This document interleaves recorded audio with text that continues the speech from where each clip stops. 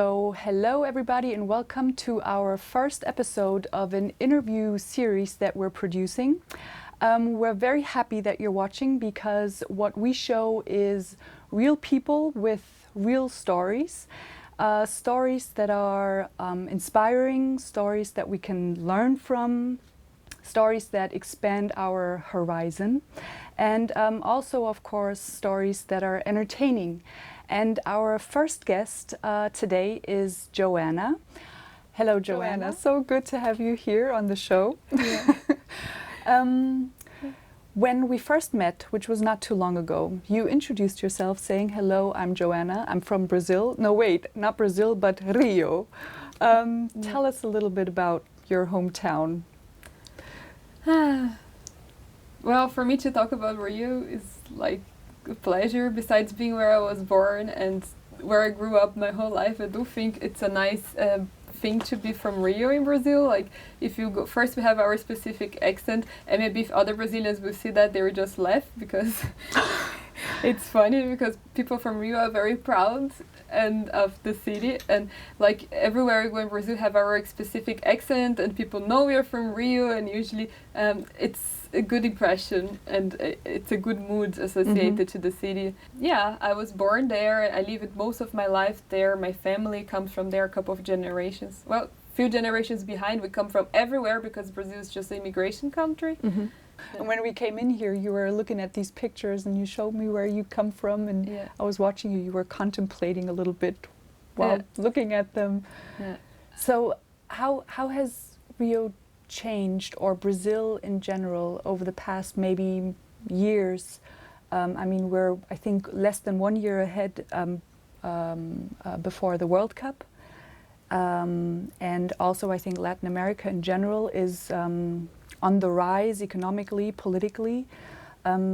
Has it changed a lot? Can you tell us a little bit about that? Yeah, well, although I love Rio, Rio is far from being a dream town in other senses. I really love living there. I like it, but we had many problems all over the last years, or since I can remember in my lifetime, especially because of violence, for example, and all the problems we have, as I said, all the slums in Rio, and they have a specific story why the slums are on the hills in Rio.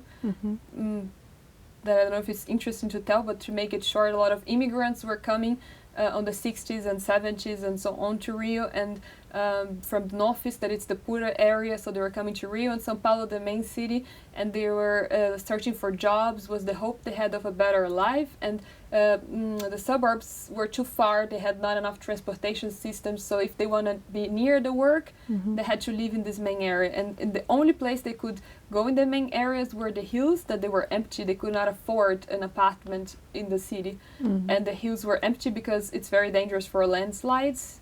The soil is not stable, so that's why the rich class or middle class were not mainly going there. So all in all, this grew a lot. This made the city, from the day when my grandmother was a child until when I got an adult, the amount of people living there grew a lot.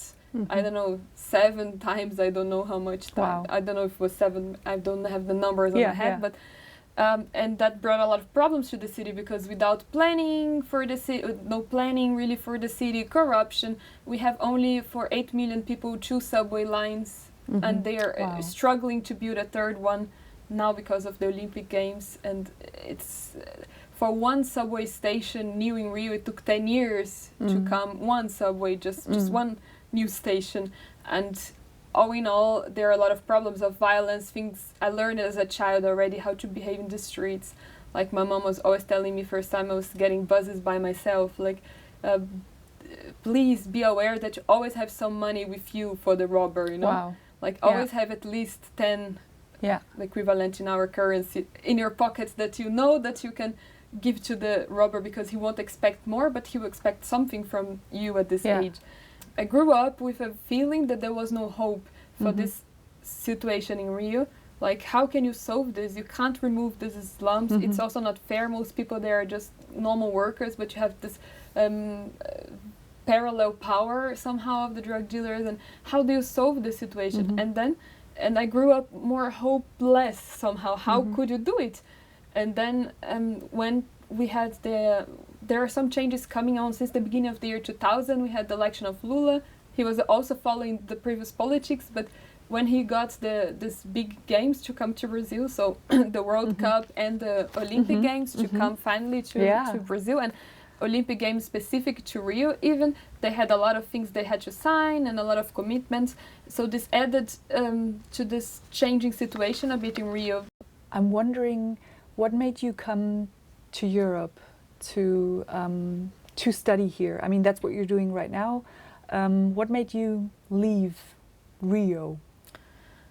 Well, I don't feel like leaving because it's not necessarily permanent. I might have also some private reasons, but besides that, I always wanted to see the world and to go living abroad and also get out of my city and experiment, just to go around and really know how it is to be living in another culture, in another country, and learning the language. I always liked that. So all in all, that's the reason that took me out. The adventure also the first time when I went studying abroad, that I was 20 years old, and I just wanted to be in the world and fly as a bird. Okay, so this is the second time that you're far away, basically. And the first time was also in Europe or in the US, or? I was in Europe. I came here for the first time to do like a Erasmus, like exchange program from my university. So I was more or less almost 2 years. I was living a while in Spain, in Salamanca. It was a very wild but nice time of my life. And, student life. Yeah, it was extremely student life. It was the first time I was out of home, and was like really freedom. Really nice time. Really nice time, and in a different moment of life. Is also different now. And after I went to France. Do you feel that there's a European identity of some sort? I think for me it's very hard to compare because I was in those countries in very different situations and different moments of life. I can't feel so much. I don't know. I never thought like that, and I can't feel so much this European identity. I think people still... actually, I feel for myself that although I come from Rio and it's so far in South America, my life is not so different from the life here. It's very similar. The way I could at least have the luck to grow up there with a good standard of life and everything, it's not much different what I have access to, what I do, what people think. Their culture differences that I find. It's a good What's the thing that you miss most about home? The family. I think for me definitely is what I miss the most. The heat also, comparing to Germany. But my family, I think, is the thing I miss the most. It's the chance that you have to have everyday contact, or at least often, not just once a year when you go for traveling and going there. And the weather, it's also cliche, but this is really influences your life. I change my mood when it's summer arriving here, and it's tough for me to survive the winter. I'm like a tropical plant, in the sense. And then you bring to another environment, and the plant's like... You open up when the sun is shining. Yeah, but the weather can still manage, the family you can't. Because you can't bring everyone somewhere, like, hey, let's all get in an airplane and move somewhere else. Yeah. Are you planning on going back, or do you, after your studies, want to travel a little bit more? I don't know what I will do afterwards. I'm still in the process of thinking, because for me it's also related to what I did before as a profession. Although it was very nice, if I do want to keep doing it or not, or which path I want to follow, because I think there are moments in life you're also in transition periods, and take the chance to think about all those things also when I'm here doing the master. Transition periods, I like that. Yeah. So that's right now the period that you're in, in a sense. What makes you do these risky steps? Because I'm sure you could have just said, I'm just going to continue my work at home, staying in a safe place, and I'm wondering what made you so brave to say, I'm not only going to a different area, but also a different country, a different culture. What are you afraid of doing these kind of steps, or would you say, I have no problem, I'm just going to try out whatever I want? And Well, I had some strong reasons for doing it. Starting for the easier path, it's just I always wanted to do a master. It was always on my plan. I didn't want only to have the bachelor. I wanted to do a master. I thought it was relevant, was important. I like studying also. I always did. So I thought it could be good professionally or personally to me. yeah. And so this was one clear reason. And I like living abroad, having the experience of different cultures. So I just said, if I will stop everything to do a master, then I will do both things together, that I can also have the experience of being somewhere else and plus the master. And so. Is there anything that surprised you coming here, for this time? And I'm not saying you as a Brazilian coming to Germany, but you personally. Is there anything that you didn't think of before you came here? Can't think about anything specific. I had some culture differences, experiences when you end up realizing things, and can be for the most simple thing, but it's hard not to get in the category Brazilian or German, because it's not. It's also because of my identity is Brazilian, that when I come here I will encounter a different identity. So basically, I don't know, like for example, we Brazilians, we are much more used, or myself, whatever, maybe not all Brazilians are doing it, but most, like also to the way we are always, when we meet someone new, we're always kissing here, like, okay. and more hugging or more things like this, and you realize there is a different way of culture. Behaving. It's more shaking hands. I was never shaking hands ever. So you've been here a year? Yeah, more or less 9 months. Yeah. So is there anything that you not regret, but something, where you say, I wish I wouldn't have done this, just during this phase of you coming here and living here and doing your studies? Do you think that, you've made the right choices? Probably would be more interesting if I would have the feeling I have not done the right choices, but I think I did the right choice in the right moment for me.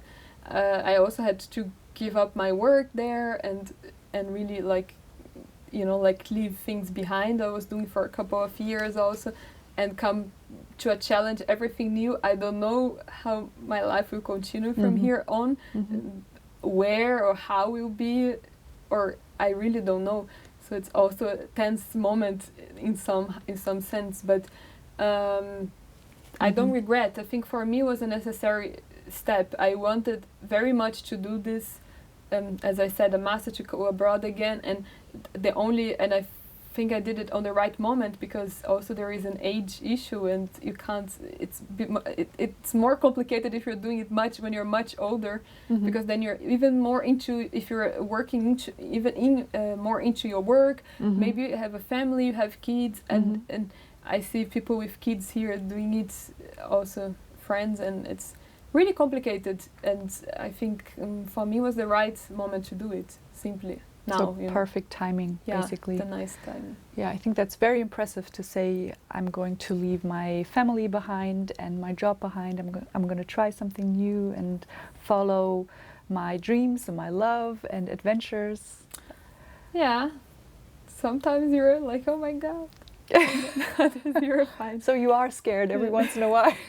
Yes. Yeah. I just turned out to be happy how it goes. I got the scholarship, and I could come, and everything worked in a fine way. And and I'm like, my work made me crazy, but I also miss sometimes the adventure I had there while I was working. Although I know I could not have this work the rest of my life, but it was really adventurous job somehow. Like going all over with the cruise, and it was nice, and it was also interesting. Period, those years of work there. And you still managed to leave. Yeah, survive, I guess. So the Yeah. last question would be, is there anything that you would, is there any advice that you would give to people who are in that transitioning mode, or who are feeling, I want to change something, but I don't know if I should do it. I don't know if I should take the risk and, you know, move or follow my dreams. Is there anything that you'd like to, or that helped you to make that decision? I think you should just do it, because you may regret if you don't try. Because the years, they pass very fast, your life passes very fast, and you realize also this very strong when someone near you dies or things like that happen, and you just realize the life is like, you know, a blow in the wind when you see it's gone. So if you really want to do it, don't wait, do it, because you don't know. It doesn't have to be tragic, like you will die tomorrow, like the car will crash me, but things happen, you know, like exactly, you start having other priorities that would be nice for you, like having a family or something else, and might not be really possible anymore to do other dreams you had. So if you have the means, you have the possibility, just do it, I think. And don't wait too much. I think that's a nice way of ending this interview. Just do it and take the risks. And now again, so. Thank you very much for this great interview. Okay. You're welcome.